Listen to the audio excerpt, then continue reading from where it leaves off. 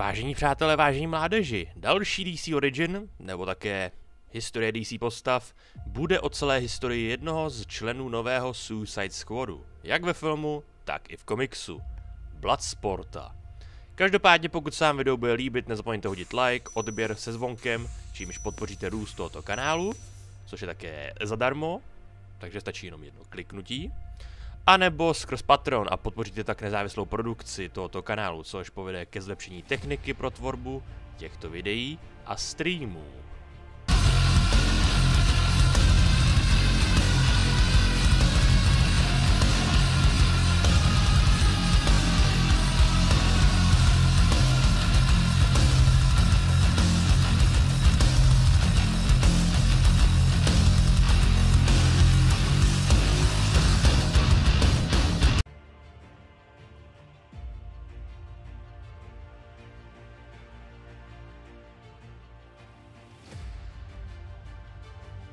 Bloodsport neboli Robert Dubois se poprvé objevil v komiksu Superman číslo 4 Volume 2 v dubnu apríla roku 1987.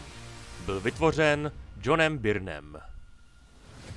V mládí dostal Robert Dubois oznámení, že nastupuje do vojenské služby, aby následně bojoval ve Vietnamu. Dubois se však bál jít a tak uprchl do Kanady. Jeho bratr Mikey zaujal Robertovo místo a sloužil ve válce, během které však přišel o obě ruce a nohy. Po tomto zjištění se Robert Dubois ocitl na pokraji psychického zhroucení a dalších 12 let trávil návštěvou různých kanadských psychiatrických léčeben. Po několika letech ho našel Lex Luthor a rozhodl se ho použít jako zbraň. Jehož prostřednictvím mohl konečně zabít Supermana. Tajně vybavil Dubois zařízením, které mu umožnilo teleportovat k sobě jakoukoliv zbraň, kterou si dokáže představit, přímo do svých rukou. Jednou z těchto zbraní byla zbraň, která střílela kryptonitové jehly. Luthorovi vědci si pohrávali s Duboisovým pocitem viny a vyslali ho vystupovat Supermana. Luthorův plán se však nakonec zvrtnul, protože nedokázal vysvětlit Robertovu psychologickou nestabilitu. Říkal si Bloodsport a představoval si sebe jako tvrdého veterána z vietnamské války. Vyrazil do únavných bitev a zabil víc než 25 nevinných civilistů, aby vylákal Supermana. Superman dohnal Bloodsporta v Kenmore Bowling Alley, ale byl poražen, když Dubois po něm vystřelil kryptonitovou jehlu, která ho zasáhla do hrudníku. Poté, co se zotavil ze zranění, čelil Bloodsportu podruhé. Jakmile se zotavil ze zranění, čelil Bloodsportovi podruhé a byl schopen pomocí svého Heat Visionu ionizovat vzduch kolem jeho rukou, což mu zabránilo ve vyvolání dalších zbraní. Supermanův přítel Jimmy Olsen se mezitím dozvěděl pravdu o historii Dubois a lokalizoval jeho bratra Mikeyho. Přivedl Mikeyho na scénu, načež prosil svého staršího bratra, aby se vzdal své násilné cesty. Když Robert Dubois uviděl svého bratra, zhroutil se na zem a utápěl se ve vině. Bloodsport byl zatčen a poslán do věznice na Strikers Islandu.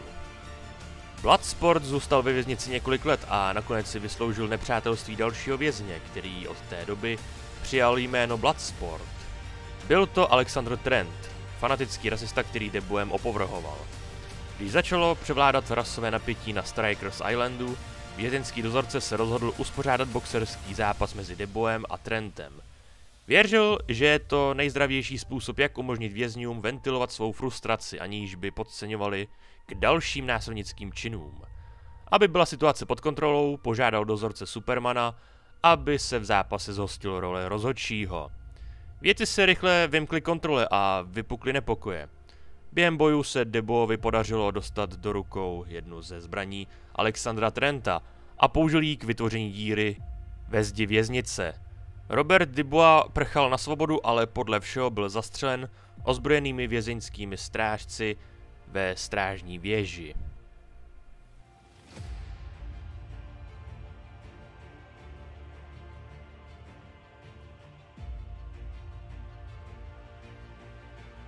Když byl Robert uvězněn, byl donucen pracovat s Amandou Wallerovou jako člen Task Force X.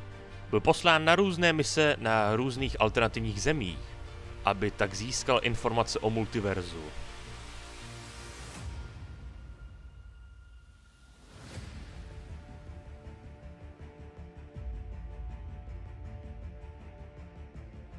Robert Dubois byl žoldák, kterého otec od malička trénoval, aby byl tím nejlepším. Používal široký arzenál high-tech zbraní. Jedna z misí ho poslala proti Supermanovi. Bloodsport střelil muže z oceli střelou z kryptonitu, která ho poslala do nemocnice, a Bloodsporta do věznice. Amanda Wallerová ho výměnou za bezpečnost své dcery vydírala, aby se připojil k Task Force X. Byl důležitou součástí týmu vyslaného na Corto Maltese, aby zničil mocný a nebezpečný projekt Starfish. A dokonce krátce vedl tým. Dubois také vytvořil úzké pouto se svou týmovou kolegyní Ratcatcher.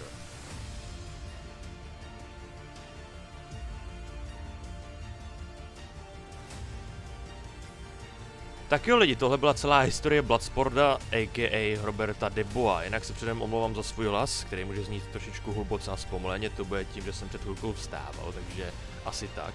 Jinak ta jeho historie byla docela krátká, ale bohužel já s tím nic neudělám, protože tak tomu je. Ale uvidíme no, co nám do budoucna tady nabídne Bloodsport, ať už ve filmech nebo v komiksech, nebo třeba i v animovaných seriálech, kdo ví. Každopádně zeď slávy patronů na Patreonu, kteří svými příspěvky podporují chod tohle kanálu, jeho budoucnost a také nezávislost, co se týče produkce, protože díky novým pravidlům na YouTube už bohužel tento kanál nemá žádné výdělky, takže jediné výdělky z této produkce jsou skrz Patreon, čili děkuju všem našim patronům za tuhletu podporu. Kdybyste měli zájem o podporu nezávislé produkce tohoto kanálu, tak v popisku máte odkaz na Patreon, tam naleznete veškeré informace, veškeré benefity, jako například to vidíte tyto a další videa o několik hodin nebo o několik dní dřív, anebo dostanete odznáček v chatu na mých streamech.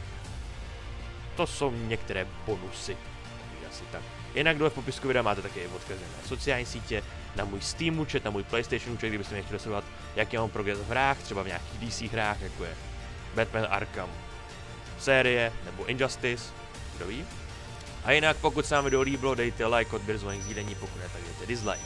Je to vaše volba, nic vás to nestojí, je to zadarmo a hodně tím podpoříte růst tohoto kanálu. Toť vše z mé strany, díky za vaši pozornost, uvidíme se u dalších videí nebo u nějakého streamu. A do té doby dělejte to, co vás baví, bez ohledu na to, co vám kdo říká. Mějte se.